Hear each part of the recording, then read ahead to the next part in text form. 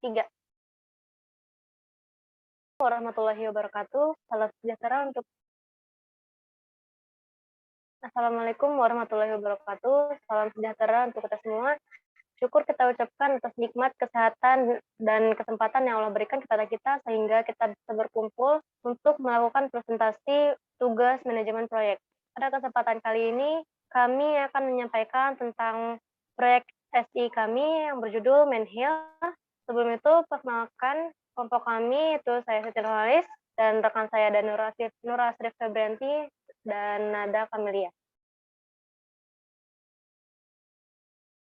Pada presentasi kali ini kita akan membahas dokumen 1 sampai dokumen 6, berikut topik bahasannya. Oke.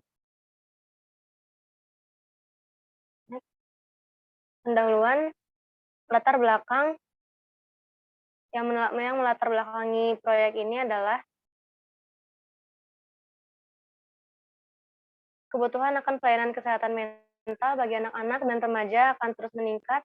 Peningkatan akses finansial dan asuransi akan menjadi esensial, termasuk pemerataan pengembangan layanan kesehatan mental. Dengan latar belakang ini, kami bermaksud membuat sistem informasi berupa website yang kami beri nama Menhil, di mana bisa melakukannya konsultasi bersama psikolog dan atau psikiater yang dapat diakses menggunakan laptop dan handphone yang terhubung oleh internet.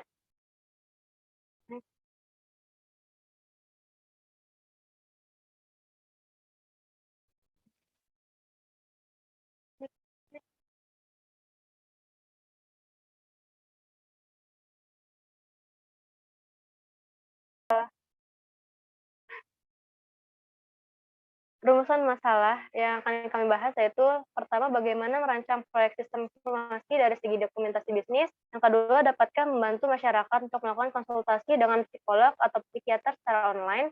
Yang ketiga, bagaimana penerapan manajemen proyek pada proyek sistem informasi ini dengan tujuan merancang proyek sistem informasi dari segi dokumentasi bisnis, membantu masyarakat untuk melakukan konsultasi dengan psikolog atau psikiater secara online, serta menerapkan dan mengembangkan manajemen proyek pada proyek sistem informasi ini. Dengan manfaat, harapannya itu kita dapat mempelajari dan memahami skema panduan kerja pada manajemen proyek, serta membuat masyarakat dapat melakukan konsultasi jarak jauh dengan mudah. Pembahasan pertama akan dibawakan oleh Nur Asrif Febrianti.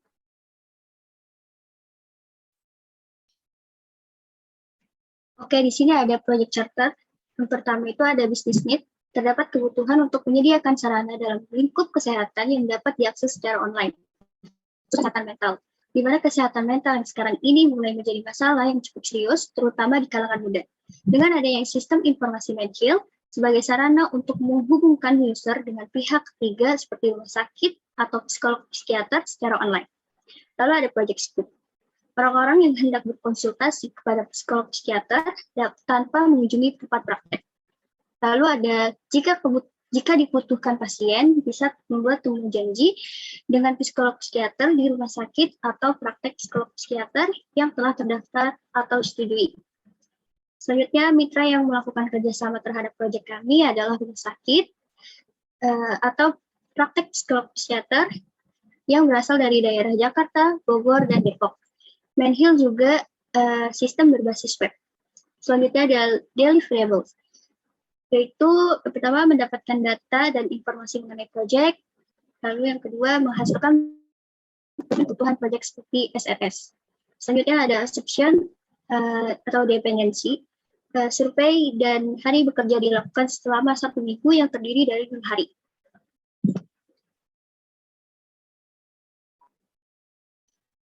Selanjutnya, risk dan issue. Risk dan issue-nya itu kejadian bug website-nya pada saat menggunakan website, ruang lingkup project melebar secara luas sehingga tidak dapat terkontrol pengawasannya. Selanjutnya, waktu untuk melakukan pertemuan antara pasien dan psikolog psikiater sangat sulit. Selanjutnya ada project budget. Budget yang kita gunakan 170 juta rupiah untuk development dan promosi web. Untuk project timnya ada saya sendiri, Nur Asrif Febrianti sebagai project manager, bertugas untuk menjadwalkan pelaksanaan pengerjaan proyek, lalu memantau kinerja proyek pelaksanaan dari analisis sampai integrasi.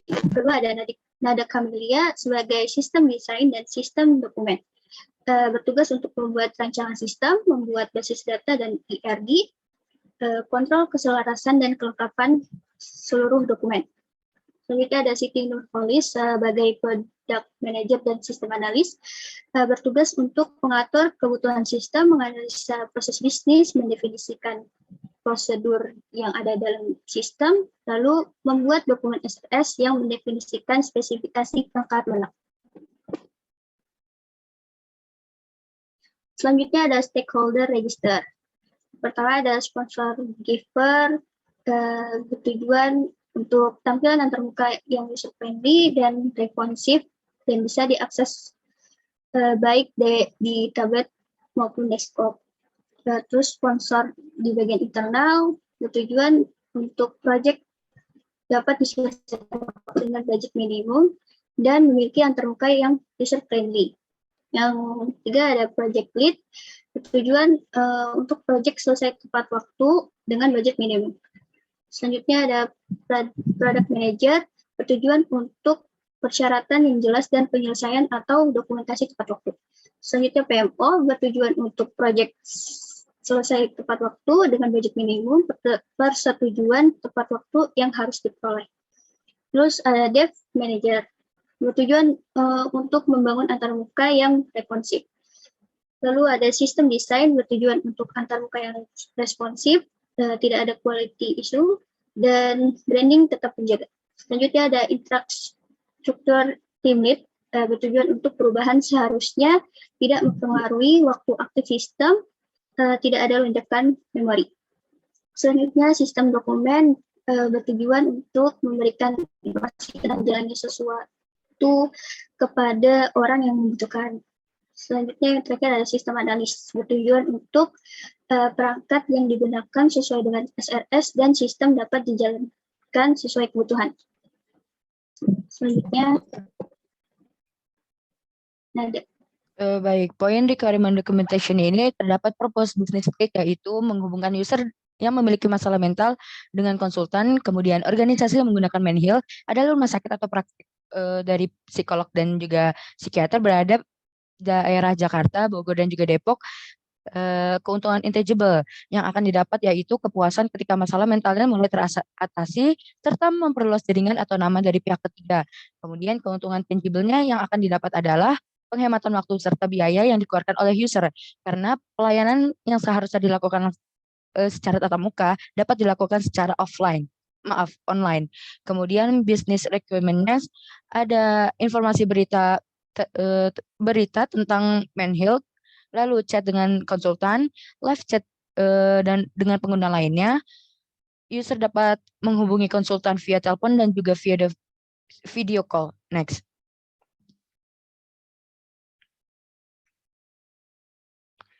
Berikutnya functional and non-functional requirement. Yang pertama, functional requirement itu terdapat jurnalis bekerja sama dengan konsultan yang akan mengunggah artikel atau informasi terkait kesehatan mental.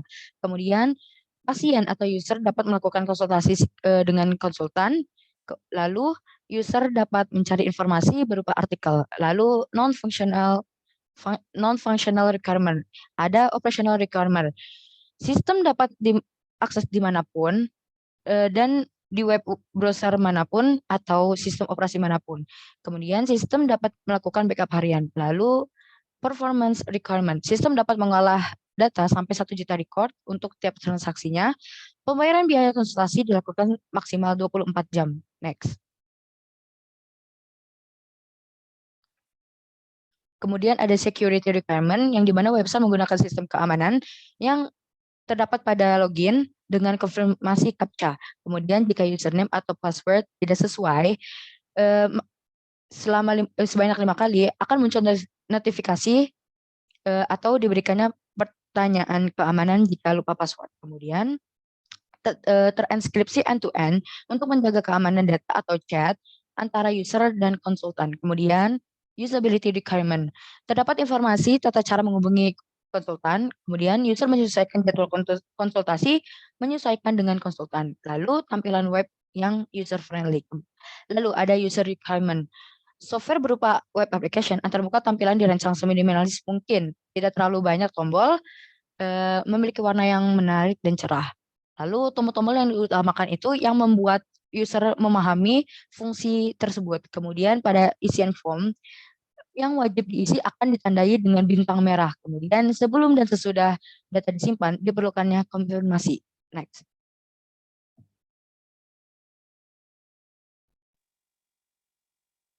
Selanjutnya dijelaskan sit inner list. Oke, selanjutnya ada requirements traceability matrix.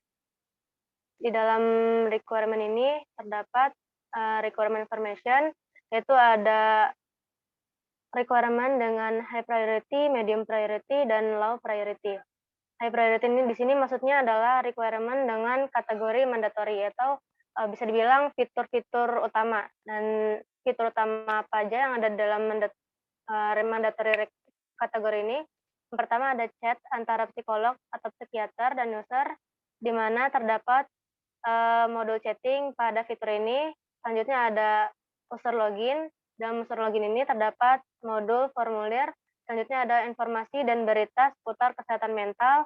Terdapat modul teks dan gambar. Selanjutnya dalam kategori should have atau medium priority terdapat fitur atau requirement memilih psikolog atau psikiater. Di dalamnya terdapat modul daftar nama psikolog atau psikiater serta modul analitik. Lalu pada kategori nice to have atau low priority terdapat requirement call atau telepon antara psikolog atau psikiater dan user. Terdapat modul telepon pada requirement ini. Selanjutnya ada requirement video call untuk lebih memudahkan psikolog atau psikiater melihat ekspresi user apabila belum bisa bertemu secara langsung. Nah, di dalam requirement ini terdapat modul video. Selanjutnya, project scope akan dijelaskan oleh Astrid.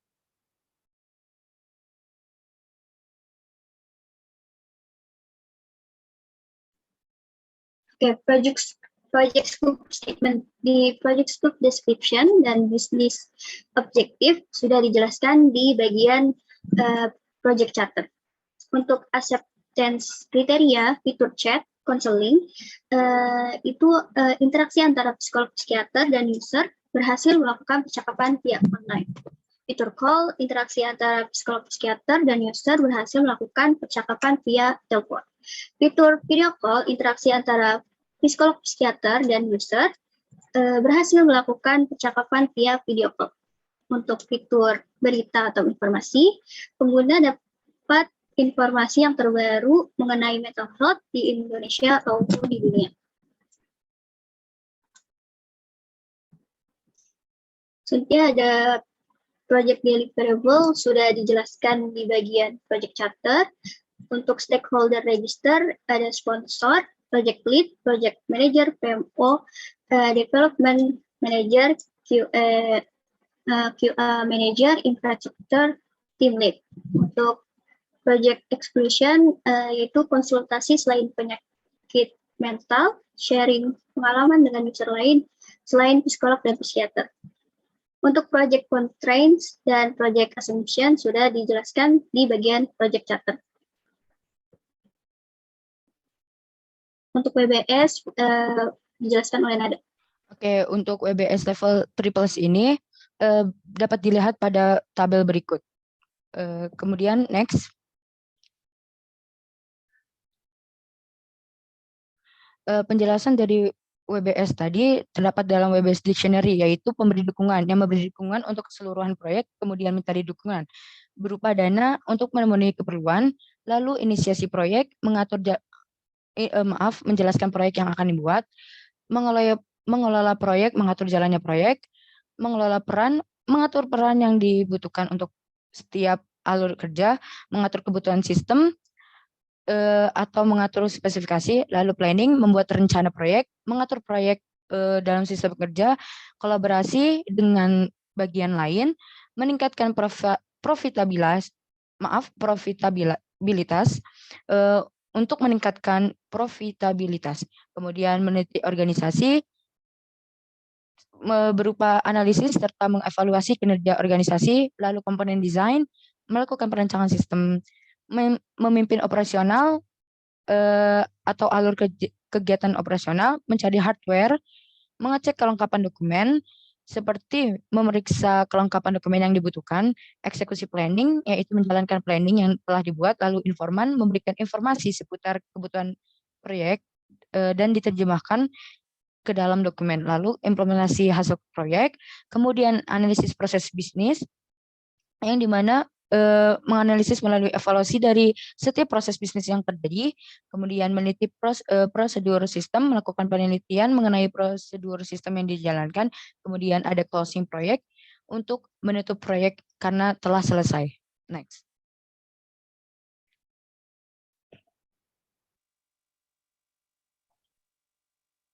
Lalu dijelaskan oleh Siti. Baik, selanjutnya yaitu schedule baseline. Berikut schedule yang akan kami jalankan, estimasinya. Bisa di next.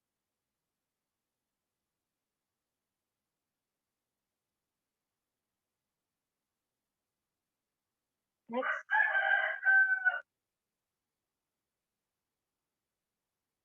Nah, untuk itu ini kenapa?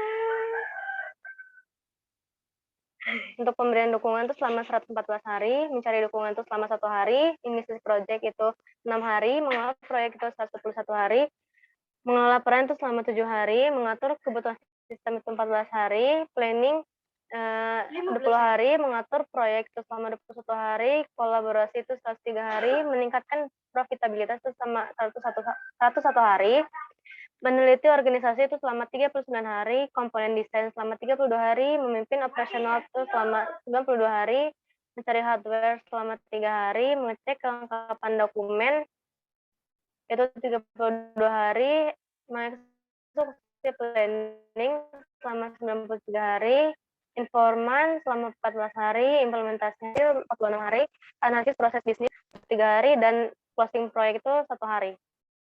Dan berikut adalah chart-nya. Next. Selanjutnya, cost baseline dan quality baseline akan dijelaskan oleh Hasan.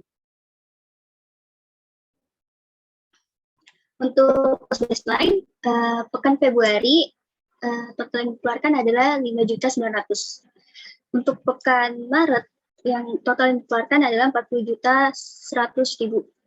Untuk pekan April, total yang dikeluarkan adalah 39 juta ribu. Untuk pekan Mei, total yang dikeluarkan adalah 52 juta ribu. Untuk pekan Juni, total yang dikeluarkan adalah 26 juta ribu. Jadi total keseluruhan adalah 170 juta ribu rupiah.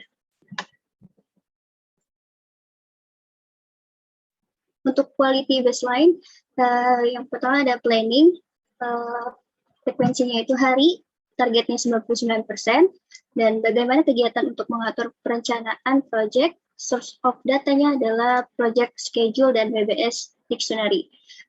Selanjutnya, kesesuaian fitur dengan requirement, frekuensinya pre-project dan post-project, targetnya 99%, 5% toleransi, dan bagaimana menganalisis kekurangan dari perbandingan aplikasi sebelum dan sesudah implementasi. Search of datanya survei.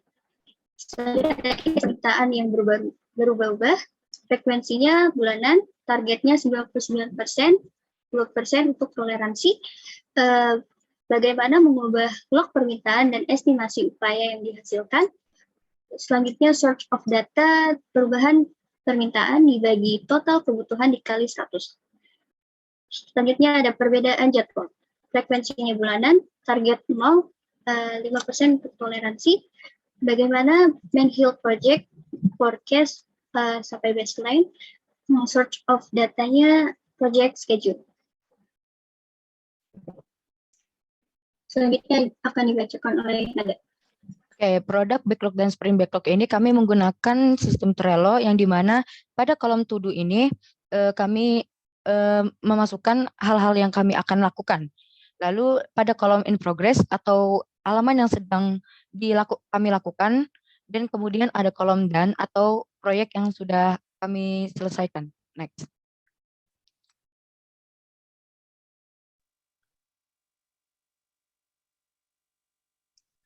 Pada Plan Communication Management ini terdapat community type, yaitu memulai pertemuan, yang dimana mediumnya adalah tatap muka, frekuensinya sekali, audiensnya adalah sponsor proyek, tim proyek, pemangku kepentingan, lalu ownernya project manager, deliverable-nya adalah agenda dan juga notulen rapat. Kemudian pertemuan tim proyek, yaitu lalu mediumnya itu tatap muka dan juga konferensi panggilan, frekuensinya kebutuhan, audiensnya tim proyek, ownernya adalah project manager dan juga deliverable-nya agenda dan juga notulen rapat.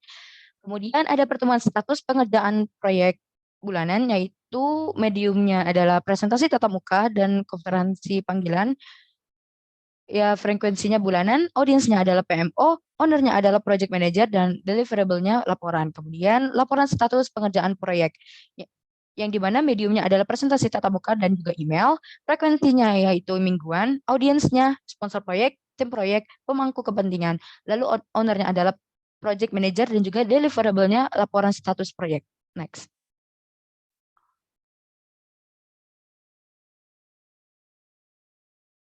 Selanjutnya akan dijelaskan oleh Nurholis.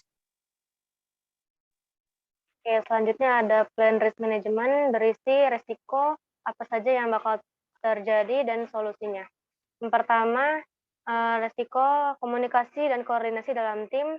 Di situ kemunculan itu adalah sering dan efek yang sedang. Manajemen risikonya adalah asri dan solusinya itu perlunya komunikasi yang baik dengan adanya grup via online seperti Telegram, Discord, dan WhatsApp. Risiko selanjutnya adalah kebocoran data. Risiko tersebut itu jarang terjadi, namun efeknya adalah tinggi, dan manajemennya adalah familia. Untuk solusinya yaitu pengaturan keamanan server menggunakan proxy. Nah, risiko selanjutnya itu terdapat bug pada sistem, kemunculan itu adalah sering dan efeknya juga tinggi, risk manajemennya adalah IT, solusinya itu perbaikan coding. Yang selanjutnya ada use case diagram. Use case diagram pada website Manhill ini adalah berisi 4 aktor, yaitu pertama pengunjung, yang kedua member, psikolog atau psikiater, serta admin. Untuk pengunjung sendiri, dia dapat melakukan registrasi dan melihat berita. Member bisa melihat staf psikolog, konsultasi, melakukan pembayaran, membuat ulasan, serta melihat berita. Untuk psikolog dan psikiater, dia dapat melakukan registrasi, melakukan konsultasi, melihat pembayaran, serta melihat berita. Untuk admin, dia dapat mengelola list psikolog atau psikiater, dapat mengelola pembayaran, mengelola ulasan, serta mengelola berita. Selanjutnya akan dijelaskan oleh Nada kembali. Maaf, untuk user story bisa dijelaskan oleh Asri. Oke, untuk user story, faktornya itu ada pengunjung, member, psikolog, psikiater, dan admin. Oke, untuk pertama sebagai pengunjung, ingin melakukan registrasi, yaitu membuat akun untuk masuk website. Selanjutnya melihat berita, langsung masuk ke halaman berita. Selanjutnya sebagai member, yaitu pertama masuk ke website, melakukan login, terus melihat berita, langsung masuk ke halaman berita untuk melihat daftar psikolog psikiater, masuk ke halaman psikolog psikiater, lalu melakukan konsultasi online, masuk ke halaman psikolog psikiater, lalu pilih psikolog psikiater, dan memulai konsultasi online. Selanjutnya melakukan konsultasi offline, masuk ke bagian konsultasi, lalu pilih jadwal konsultasi. Selanjutnya melakukan pembayaran, pilih jadwal konsultasi offline, lalu melakukan pembayaran. Selanjutnya memberikan ulasan, masuk ke kolom ulasan, lalu berikan ulasan terhadap psikolog psikiater. Lalu sebagai psikolog psikiater, pertama masuk ke website dengan cara login, melihat berita, langsung masuk ke halaman berita, membantu pasien dengan cara masuk ke fitur chat, Selanjutnya membuat jadwal konsultasi, membuat jadwal, dan melakukan konfirmasi kepada ahli.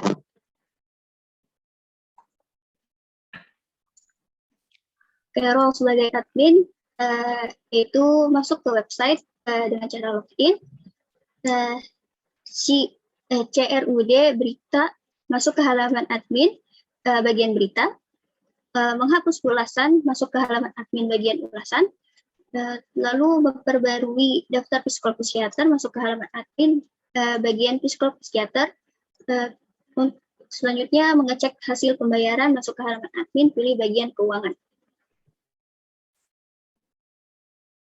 Selanjutnya akan dibacakan oleh Nada. Oke, pada flowchart ini dibagi beberapa aktor, yaitu yang pertama aktor pengguna, yang dimana dimulai dari sign up atau daftar akun, kemudian diakhiri dengan log out karena telah menyelesaikan konsultasinya bersama konsultan. Next.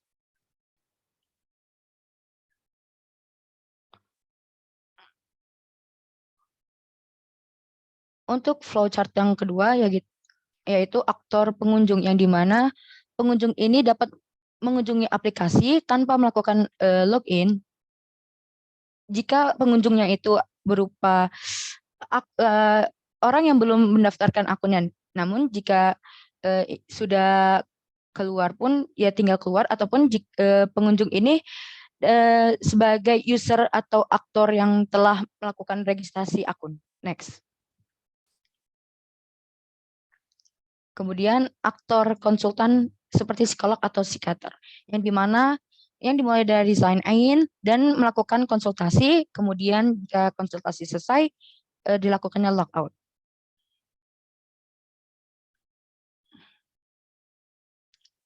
Penutupan akan dijelaskan oleh Nurholis. Baik, kesimpulan dari presentasi ini adalah panduan manajemen proyek untuk menyelesaikan proyek Menhil ini dengan menerapkan panduan dari PMBOK atau Project Management Body of Knowledge, yang dimana terdapat Project Scope Management, Project Cost Management, Project Risk Management, dan Project Plan atau Communication Management. Dibuatnya website Menhil juga dengan alasan banyak orang-orang yang ingin berkonsultasi jarak jauh kepada ahli, yaitu psikolog dan psikiater. Yang begitu, Menhil memberikan kemudahan kepada orang-orang yang mau berkonsultasi dengan via chat maupun video call, atau melakukan konsultasi lanjutan secara langsung atau offline, kemudian membuat jadwal konsultasi. Baik, sekian dari presentasi ini. Mohon maaf jika masih terdapat kekurangan dari hasil presentasi proyek SI kami. Kurang lebihnya mohon maaf. Assalamualaikum warahmatullahi wabarakatuh.